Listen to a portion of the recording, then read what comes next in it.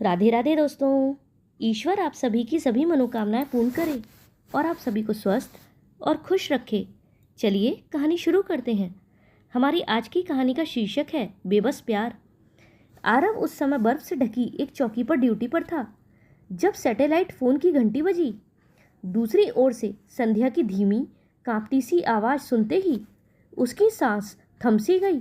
वह डरते हुए बोला, क्या बात है संध्या, तुम्हारी आवाज़ इतनी धीमी क्यों है? तब संध्या ने धीमे मगर प्यार भरे स्वर में कहा, आरव, तुम पापा बनने वाले हो। उस पल सब कुछ जैसे ठहर सा गया। आरव का कड़ा चेहरा ढलने लगा, होंठ कांपे और आंखें गीली हो गईं। हवा बर्फीली थी पर उसके दिल में एक अजीब सी गर्माहट थी। उस पल आरव को ऐसा लगा जैसे वह इसी समय संध्या के पास पहुंच जाए, लेकिन ऐसा संभव नहीं था।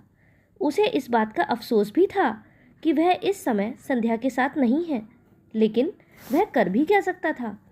तभी उसने फ़ोन को कसकर पकड़ा और हड़बड़ाहट में बोलता क्या, संध्या अकेली मत जाना, बाथरूम में गिर मत जाना, खाना टाइम पर खाना, दवा मत भूलना, मेरी कसम है तुम्हें। संध्या सिर्फ मुस्कुरा रही थी। वह जानती थी कि ये सिर्फ एक सैनिक का नहीं, एक पिता बनने जा रहे इंसान का डर था और प्यार था। कश्मीर के उस पहाड़ी मोर्चे पर जहां हर सांस पर खतरा मंडराता है, आरव के दिल में अब एक और धड़कन शामिल हो चुकी थी, उस बच्चे की जो अभी दुनिया में आया भी नहीं था। शाम को अपने कैंप के छोटे से मेस में आरव ने खुद खीर बनाई। उसके हाथ कांप रहे थे पर दिल पूरी तरह संजीदा था। जब सबने पूछा तो मुस्कुराकर बस इतना कहा, मैं बाप बनने वाला हूँ, और फिर आंखें नम हो गईं। साथी सिपाही उसकी पीठ थपथपा रहे थे, लेकिन किसी के पास शब्द नहीं थे, सिर्फ मुस्कुराहट और सम्मान। उस रात आरव सो नहीं पाया। आसमान साफ था, चांदनी दूर बर्फ पर झिलमिला रही थी। उसने आसमान की ओर देखा और धीरे से फुसफुसाया, भगवान, मेरी संध्या को कोई दर्द मत देना, बस मेरा बच्चा ठीक हो, तू बाकी सब ले ले। अब तो उसकी सुबह भी संध्या से होती और रातें उसी की आवाज़ में खत्म। सुबह 6 बजे से ही कॉल्स शुरू हो जाती। गुड मॉर्निंग मेरी जान, हमारा बच्चा क्या कर रहा है, ब्रेकफास्ट हो गया, हलचल महसूस हुई आज। संध्या हंसती तो कभी रो देती।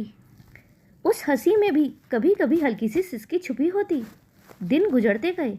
अब आरव छुट्टी की हर तारीख को कैलेंडर में गोल करता, जैसे वो दिन उसकी ज़िंदगी का सबसे बड़ा इनाम हो। अब उसको छुट्टी का बेसब्री से इंतज़ार था। वैसे तो जब से उसकी शादी संध्या से हुई थी तब से ही उसे छुट्टी का बेसब्री से इंतज़ार रहता था, लेकिन अब तो उसे बहुत ज़्यादा बेचैनी हो रही थी। उसका एक एक दिन एक एक महीने की तरह कट रहा था। संध्या को भी रातों में नींद नहीं आती थी। देर रात तक वह करवटें बदलती रहती थी। दिन तो जैसे तैसे काम में कट जाता था, लेकिन रात को बहुत बेचैन होती थी। जब उसने आरव को यह बात बताई तो आरव ने अपने लिए रात की ड्यूटी भी लगवा ली। रात की ड्यूटी अब उसके लिए एक और तोहफा बन गई थी, क्योंकि यही वो वक्त था जब वो लंबी बातें कर सकता था संध्या से। वो चौकस भी रहता और हर 10-15 मिनट में सीटी बजाकर अपने साथियों को संदेश देता कि सब ठीक है, और फिर दोबारा फ़ोन उठाकर कहता, संध्या, क्या उसने अभी लात मारी? संध्या हंसती, बोलती, लगता है अपने पापा पर गया है, शांत ही नहीं रहता। फिर दोनों हंसते, पर अंदर कहीं दिल एक दूसरे को बहुत याद करता। जब वह रात में इस तरह संध्या से बात करता तो उसके दोनों काम बहुत आराम से हो जाते। अपनी पत्नी और अपने देश दोनों के प्रति वह अपना फर्ज पूरी ईमानदारी से निभाता। इसी बीच एक दिन आधी रात को संध्या ने धीमी आवाज़ में कहा, आरव, डर लगता है जब तुम पास नहीं होते, लगता है जैसे मेरी सांसें भी आधी हो जाती हैं। आरव का दिल कसक उठा। उसने कहा, बस थोड़ा और, फिर तेरा हाथ पकड़कर कहूँगा, तू कभी अकेली नहीं थी। मैं हर रात तेरे पास खड़ा था, बस दिखाई नहीं देता था। हर रोज की तरह वो दिन भी वैसा ही था। सुबह की नींद से टूटा हुआ, बदन थका हुआ, आंखों में नींद की किरचें अब भी चुभ रही थी। 3 बजे जब आरव कमरे में लौटा तो बूट उतारते उतारते ही उसके कंधे झुक गए। उसने धीरे धीरे हाथ मुंह धोया, वर्दी उतारकर आम कपड़े पहने और बिस्तर पर लेटा, शायद कुछ देर की राहत की उम्मीद में, लेकिन मुश्किल से 1.5-2 घंटे ही चैन से लेट पाया होगा कि फिर से अलार्म की चीख ने उसे जगा दिया। एक और दिन, एक और ड्यूटी, वही चौकसी, वही जिम्मेदारी। सारी रात की थकान उसके चेहरे पर साफ झलकती थी, लेकिन देश की सेवा का जुनून उसके भीतर कुछ और ही ऊर्जा भर देता था। यूनिट के साथी कभी कभी उसकी इस दीवानगी पर मजाक उड़ाते और मुस्कुराते, लेकिन जब भी उसकी आंखों में परिवार के लिए छिपा प्यार और देश के लिए समर्पण देखते, तो हर एक के दिल में उसके लिए इज्जत का एहसास और गहरा हो जाता। पिछले कुछ समय में उसके सेक्टर में 2-3 बड़े एनकाउंटर हुए थे। दुश्मनों का सफाया हुआ था और फिर जैसे सन्नाटा पसर गया था, एक डरावनी शांति। लेकिन आरव को हमेशा लगता था कि ये खामोशी किसी बड़े तूफान से पहले की चुप्पी है। वो अपने स्तर पर हर समय सतर्क रहता, हर कदम, हर सांस, जैसे वह वक्त से पहले युद्ध को पढ़ना चाहता हो। मगर वक्त चुप रहा। पूरा महीना बिना किसी गोली की आवाज़ के गुजर गया और आखिरकार उसका नाम छुट्टी की मंजूरी सूची में आ ही गया। इस बार छुट्टी की खबर सुनकर उसके भीतर की बेचैनी और भी गहरी हो गई। अब उसे इंतजार सताने लगा, घर लौटने का, संध्या से मिलने का, उस चेहरे को देखने का जो उसे जिंदगी से जोड़ता था। यूनिट से 1.25 घंटे का बस का सफ़र कर वह जम्मू पहुंचा। फिर वहां से ट्रेन पकड़ी अजमेर तक, वहां से उदयपुर के लिए फिर बस लेनी थी। सफ़र लंबा था, थकाऊ था, लेकिन हर स्टेशन, हर पड़ाव उसे अपने घर के और करीब ले जा रहा था। वो सफ़र 2 दिनों में बटा हुआ था, लेकिन आरव की नज़रों में सिर्फ मंजिल थी जहां संध्या उसका इंतजार कर रही थी। रात का 1 बज चुका था जब वह उदयपुर बस स्टैंड पहुंचा। टैक्सी ली और सड़क के मोड़ों से गुजरते हुए, हर पल की धड़कनों में बसा इंतजार लिए, वह अपने दरवाजे पर पहुंचा। दरवाज़ा खुला, संध्या सामने थी, हल्की सी नींद से बोझिल आंखें, लेकिन चेहरे पर वही सुकून, वही सादगी, वही अपनापन। आरव एक पल के लिए ठहर गया। उसने धीरे से संध्या का चेहरा अपने दोनों हाथों में थामा, जैसे कोई टूटी हुई चीज को संभालता है, और उसके माथे को चूम लिया। वो 2 मिनट तक बस उसे निहारता रहा, न कुछ कहा और न कुछ सुना, जैसे हर जवाब उसकी आंखों में ही छिपा हो। संध्या की मुस्कान में उसे जीवन का सबसे प्यारा गीत सुनाई दिया। उसकी थकान, उसकी चिंता, उसका तनाव, सब जैसे उस एक क्षण में घुल गया। अगले दिन संध्या का अल्ट्रासाउंड था। आरव उसे खुद लेकर क्लिनिक पहुंचा। डॉक्टर से गुजारिश की कि क्या वह संध्या के साथ अंदर रह सकता है। डॉक्टर ने सहमति में सिर हिलाया। जैसे ही स्क्रीन पर उस नन्ही सी जान की हल्की सी हलचल दिखाई दी, तो आरव की आंखें भीग गईं। वो एक काली सफ़ेद सी परछाई थी, लेकिन उसमें जिंदगी की पहली धड़कनें थीं। वह कोई सैनिक नहीं था उस पल, न ड्यूटी, न बंदूक, न सरहद, बस एक होने वाला पिता, जिसकी रग रग में एक नई जिंदगी ने हलचल मचा दी थी। वो कुछ कह नहीं पाया, बस संध्या का हाथ कसकर थाम लिया। पूरा दिन यूं ही बीत गया। रात का समय था। आरव और संध्या दोनों खाने के लिए बैठ गए। आरव चुपचाप बैठा अपनी थाली में खाना खा रहा था, लेकिन उसका मन कहीं और था। उसे ऐसा लग रहा था जैसे कितने सालों बाद उसे चैन मिला हो, जैसे जिंदगी की भाग दौड़, डर, तनाव सब एक पल के लिए रुक गए हों। वह बस संध्या को देखे जा रहा था। उसकी आंखों में सुकून था, चेहरे पर हल्की थकावट थी, लेकिन एक अलग ही शांति भी थी। आरव ने धीरे से एक गहरी सांस ली और मन ही मन सोचा, काश जिंदगी हमेशा ऐसी ही होती, बिना चिंता के, बिना डर के, बस मैं, संध्या और हमारे बच्चे, और कुछ नहीं चाहिए मुझे। खाना खाकर आरव नीचे किचन में गया, खुद के लिए कॉफ़ी बनाई और संध्या के लिए गर्म दूध ट्रे में सब रखा और चुपचाप ऊपर लेकर आ गया। संध्या ने ट्रे देखते ही प्यार भरी नाराजगी से कहा, वहाँ ड्यूटी करते करते थक जाते हो और यहाँ भी चैन नहीं है आपको? अरे मुझे बोल देते, मैं खुद ले आती। आरव हल्के से मुस्कुराया। उसकी आंखों में बस संध्या के लिए प्यार ही प्यार था। बोला, इस ड्यूटी के लिए तो मैं कब से तरस रहा था मैडम। तुम्हारे लिए कुछ भी करने में कभी थकान हो सकती है मुझे। संध्या का दिल भर आया। वह कुछ पल उसे देखती रही और फिर बोली, आप मुझे इतना क्यों चाहते हो आरव? आरव की आवाज़ धीमी हो गई, जैसे हर शब्द दिल से निकल रहा हो। तू मेरी सांस है संध्या, तेरे बिना तो मैं अधूरा हूँ। तेरे प्यार से ही तो ये जिंदगी चल रही है।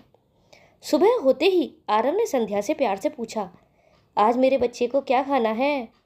संध्या ने मुस्कुराते हुए कहा, मेवे वाला दूध। आरव झटपट उठा, दूध गर्म किया, उसमें उसने सभी मेवे पीसकर डाले और साथ में चाय की ट्रे तैयार की। फिर वह सब लेकर बगीचे में आ गया जहाँ झूला रखा था। संध्या भी वहीं आकर बैठ गई। सुबह की ठंडी हवा चल रही थी, सूरज की हल्की हल्की किरणें फूलों पर पड़ रही थीं और संध्या झूले पर बैठकर मज़े से अपना फेवरेट मेवे वाला दूध पी रही थी और आरव उसे देखे जा रहा था। उसके मन में तो बस एक ही बात थी कि जो आदमी हर दिन मौत से लड़ता है, गोलियों के बीच जीता है, आज वो सबसे कीमती पल जी रहा है अपनी बीवी के साथ अपने घर में। दोपहर का खाना दोनों ने मिलकर बनाया। आरव ने हर छोटी चीज़ में संध्या का हाथ बटाया। वह जानता था कि वह थकी हुई है और अब तो उनके जीवन में नया मेहमान भी आने वाला है। इसीलिए जितना हो सके वह संध्या को काम करने से रोकना चाहता था। खाना बनाने के बाद दोनों ने साथ बैठकर एक हल्की फुल्की फिल्म देखी। बीच में आरव ने फल काटे और अपने हाथों से संध्या को खिलाए। फिर खुद ही खाने की थाली में सब परोसा और ऊपर कमरे में ले गया। अरे मैं नीचे आ जाती ना, आप क्यों ऊपर लेकर आए खाना? संध्या ने चिंता से कहा। तब आरव ने मुस्कुराकर जवाब दिया, तुम्हारे लिए बार बार सीढ़ियाँ चढ़ना उतरना ठीक नहीं है, इसीलिए मैं खुद ले आया। तुम्हारा पति तुम्हारी सेवा में हाजिर है। कितनी सेवा करोगे जी? संध्या ने हौले से मुस्कुराते हुए कहा। जब आरव ने प्यार से उसे एक निवाला अपने हाथों से खिलाया, आरव ने जैसे ही उसकी आंखों में झांका, वहाँ थकावट के पीछे छुपा सारा प्यार साफ दिखाई दे रहा था। उसने भी मुस्कुराकर जवाब दिया, हम तो सेवा करने के लिए ही पैदा हुए हैं जी। ड्यूटी पर भारत माता की सेवा करते हैं और छुट्टी में अपनी रानी की। इतना कहकर उसने फिर से चुपचाप उसके गालों पर हाथ फेरा और एक गहरी सांस ली। संध्या की आंखें भर आईं, पर उसने आंसू गिरने नहीं दिए। शायद वह भी जानती थी कि ये पल कितने नाजुक हैं, जितना जीने उतना कम है। हर दिन आरव का दिल एक अनकही बेचैनी में डूबा रहता। छुट्टी तो मिली थी, लेकिन सच्चाई ये थी कि उसका मन कभी पूरी तरह से शांत नहीं हो पाया। हर कुछ दिनों में वह अपनी यूनिट में फ़ोन करता, सब ठीक है ना, कोई मूवमेंट तो नहीं, बॉर्डर पर हालात कैसे हैं। हर कॉल से पहले उसके हाथ कांपते, दिल धड़कता कि कहीं छुट्टी कैंसिल ना हो जाए, कहीं वापसी का बुलावा ना आ जाए। हर बार कॉल कटने के बाद वह बालकनी में देर तक बैठा रहता। हवा चलती रहती, लेकिन उसकी आंखों में एक डर ठहर जाता। संध्या जानती थी कि वो क्या महसूस कर रहा है, लेकिन कुछ कहती नहीं थी। बस उसके लिए गर्म दूध लेकर आती और हल्के से उसका कंधा दबा देती। थोड़ा चैन से बैठो आरव, कुछ देर के लिए सब भूल जाओ, वह कहती और आरव बस उसकी ओर देखता रहता। काश ये वक्त रुक जाता। हर दिन आरव का दिल भारी होता जा रहा था। छुट्टी का एक एक दिन ऐसे कट रहा था जैसे कोई कीमती चीज़ हाथ से फिसल रही हो। रात को वह जब संध्या के सो जाने के बाद अकेला उठता, बालकनी में जाकर खड़ा हो जाता, आसमान के सितारों को देखता और मन ही मन बातें करता। पता नहीं अगली बार जब आऊँगा तो मेरा बच्चा मुझे पहचानेगा भी या नहीं। कहीं ऐसा ना हो कि उसके जन्म के वक्त मैं साथ ही ना रह सकूं। उसकी आंखें भीग जाती। किसी को दिखाता नहीं था, पर अंदर सब टूटता जा रहा था। उसे याद थी डॉक्टर की बात कि डिलीवरी के समय पत्नी को मानसिक और शारीरिक सहारे की बहुत ज़रूरत होती है। कोशिश कीजिएगा कि उस वक्त आप उनके पास रहें। लेकिन वो क्या करता? उसका फ़र्ज उसे बार बार खींचकर वापस बुला ले जाता। वह सोचता, अगर अब की बार छुट्टी पूरी कर ली तो अगली बार 3 महीने बाद ही छुट्टी मिलेगी, यानी जब संध्या सबसे ज़्यादा अकेलेपन में गुजर रही होगी तब वह साथ नहीं होगा। फिर दिमाग ने एक योजना बनाई कि अगर कोई बीच में छुट्टी ना लूँ और सारी छुट्टी जोड़कर 2 महीने की एक साथ छुट्टी ले लूँ तो शायद बच्चे के जन्म पर मैं उसके पास रह सकूँ। लेकिन फिर मन ने पूछा, क्या मैं इतने लंबे समय तक बिना उसे देखे रह पाऊँगा? उसके सामने 2 रास्ते थे। एक तरफ देश जिसकी रक्षा उसकी आत्मा की आवाज़ थी, और दूसरी तरफ उसका छोटा सा संसार, संध्या और उसका आने वाला बच्चा। उस रात वह बहुत देर तक बालकनी में बैठा रहा। उसकी आंखें आसमान पर थीं, लेकिन दिल कहीं और। संध्या उठ गई और उसे देखने आ गई। उसने देखा कि आरव की आंखें गीली थीं। वह चुपचाप उसके पास आई, उसकी पीठ पर हाथ रखा और बोली, तुम्हारे फर्ज पर मुझे गर्व है आरव, लेकिन एक पत्नी का दिल अपने पति को हर दिन अपने पास भी देखना चाहता है। आरव उसकी ओर मुड़ा और पहली बार खुद को कमज़ोर महसूस किया। मैं मजबूर हूँ संध्या, बहुत मजबूर। एक तरफ तेरा प्यार है और दूसरी तरफ वो वर्दी जिसमें मेरी जान बसती है। मैं चाहता हूँ कि तेरे हर दर्द में तेरे पास रहूँ, पर कुछ जिम्मेदारियाँ ऐसी होती हैं जिन्हें कोई टाल नहीं सकता। संध्या ने उसका चेहरा अपने हाथों में लिया और धीरे से कहा, मैं समझती हूँ आरव, और मैं इंतज़ार करूँगी हर बार की तरह, क्योंकि मेरा प्यार भी तो किसी ड्यूटी से कम नहीं है। आरव उसके सामने बैठ गया, उसका माथा चूमते हुए बोला, मुझसे वादा कर, अगर कभी मैं ना आ पाऊँ तो भी तू खुद को अकेला मत समझना। तू मेरी ताकत है संध्या, और हमारे बच्चे को वो हिम्मत देना जो तूने हमेशा मुझे दी है। उन दोनों की आंखें भीगी थीं, लेकिन उस रात पहली बार दिल थोड़ा हल्का हुआ था, क्योंकि कभी कभी शब्द नहीं, समझ और साथ ही सबसे बड़ी राहत होते हैं। संध्या की आंखें भर आईं, पर उसने आंसू गिरने नहीं दिए। शायद वह भी जानती थी कि ये पल कितने नाजुक हैं, जितना जी लें उतना कम है। सुबह की हल्की धूप कमरे में फैल रही थी, लेकिन उस रोशनी में भी एक अजीब सी उदासी भरी हुई थी। आरव की छुट्टियां अब बस खत्म ही होने वाली थीं। दिल भारी था, सांसें भी जैसे बोझ उठाए चल रही थीं। आरव ने संध्या को डॉक्टर के पास ले जाकर उसका आखिरी चेकअप करवाया। डॉक्टर ने कहा, सब कुछ ठीक है, घबराने की कोई बात नहीं। संध्या ने मुस्कुराकर आरव की ओर देखा, पर उसकी मुस्कान के पीछे डर छिपा था। वो डर जब तुम्हारा सबसे अपना तुम्हें छोड़कर फिर न जाने कितने महीनों के लिए चला जाए। घर लौटते वक्त दोनों चुप थे, बस हथेलियां आपस में थामे हुए थे, जैसे दोनों इस स्पर्श को अंतिम बार महसूस करना चाहते हों। घर आकर आरव ने धीरे धीरे पैकिंग शुरू की। इस बार अपना नहीं, बल्कि संध्या का भी सामान बटोरना था, क्योंकि अब वो उसे अकेले घर पर नहीं छोड़ सकता था। उसे अपनी संध्या की चिंता थी, उसके पेट में पल रही नन्ही सी जान की चिंता थी। हर कपड़ा समेटते हुए उसकी नज़र पूरे घर में घूमती रही। हर कोना जैसे उसकी यादों से भरा था। वो रसोई जहाँ संध्या हंसते हुए रोटियां बेलती थी, वो झूला जहाँ दोनों ने चाय पीते हुए सपनों की बातें की थीं। कमरे के बीच खड़े होकर उसने एक गहरी सांस ली, और तभी आंखों से चुपचाप आंसू बहने लगे। वो किसी को दिखाना नहीं चाहता था कि वो टूट रहा है। शर्ट की बाह से आंखें पहुंची, पर आंखें कहाँ मानती हैं। क्या हुआ जी? संध्या की आवाज़ में घबराहट थी। उसने आगे बढ़कर आरव का चेहरा अपने दोनों हाथों में ले लिया।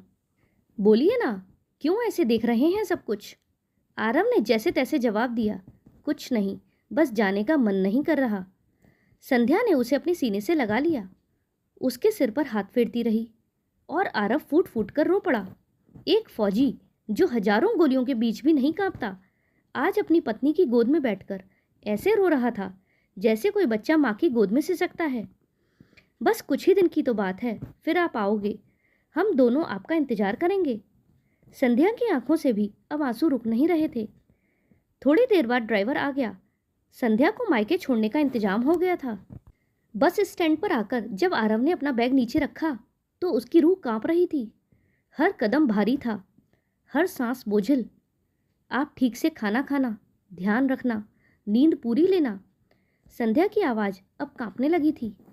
आरव मुस्कुराकर बोला, तुम दोनों का ख्याल रखने के लिए ही तो मैं जिंदा हूँ।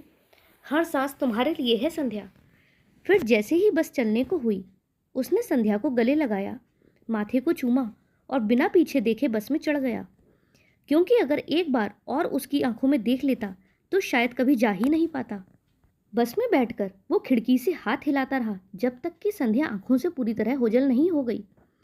उसने मोबाइल निकाला, उसमें एक पारदर्शी कवर था, और उस कवर के अंदर एक छोटी सी लाल बिंदी चिपकी थी, जो एक रात संध्या के माथे से उतरकर तकिए पर रह गई थी, और आरव ने उसे अपने दिल की सबसे कीमती चीज़ की तरह समेट लिया था। अब वही बिंदी, वही एक निशानी उसे हर दिन जीने की वजह देती थी। बस की खिड़की से बाहर अब अंधेरा था, और बस के अंदर आरव का दिल फटा जा रहा था। अब कोई देखने वाला नहीं था, कोई मर्द बनो कहने वाला नहीं था। आरव ने उस बिंदी पर माथा रखा और बिल्कुल बेआवाज रोने लगा, जैसे कोई अंदर से बिखर रहा हो। उसकी आंखों से आंसू थम ही नहीं रहे थे। एक फौजी जो दुश्मनों की गोलियों से लड़ता है, आज अपनी बीवी की एक बिंदी से हार गया था और बस वही एक दुआ उसके मन में थी, हे ईश्वर, बस इतना कर देना कि मुझे इस बिंदी वाली की मांग फिर से सजाने का मौका मिल जाए। दोस्तों, एक फौजी का जीवन बिल्कुल ऐसा ही होता है। उसकी अपनी कोई लाइफ नहीं रहती, उसे नहीं पता कि उसकी जीवन लीला कब समाप्त हो जाए।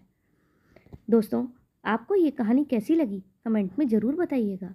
अगर पसंद आई हो तो वीडियो को लाइक करें और चैनल पर नए हो तो चैनल को सब्सक्राइब करें।